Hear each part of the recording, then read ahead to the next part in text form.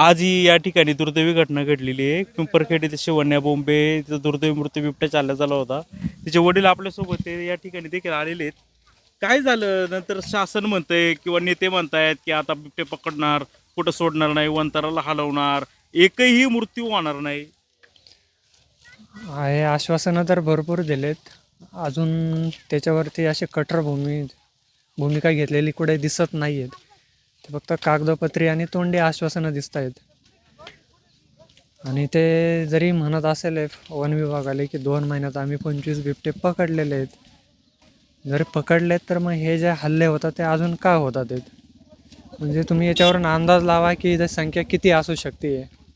जर दर आठवड्याला 10 दिवसाला जर हल्ला होत असेल तर यावरून तुम्ही अंदाज लावा की संख्या किती आहे आणि तात्काळ त्याच्यावरती कारवाई करा. 8 वर्षाचं आहे. तुमच्या मुलीचं वय किती होतं? 5.5 वर्षाची होती.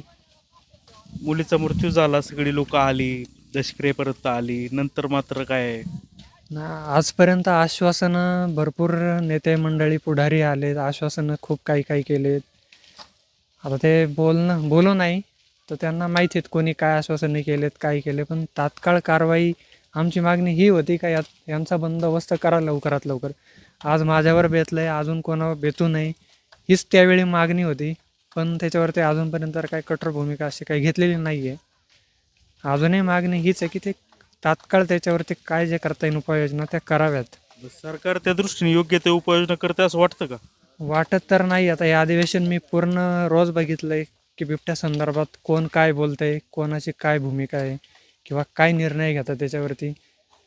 अक्षरशः कोणी त्याला गांभीर्याने घेतलं नाही आहे अधिवेशनामध्ये. या मंडळींनी बघितलं आम्ही, ते कोण मंत्री म्हणले गणेश नाईक ते शेळ्या सोडणार. आता नेमके शेळ्या सोडणार कुठे? आता ही समस्या काही एकट्या पुणे जिल्ह्याची नाही आहे.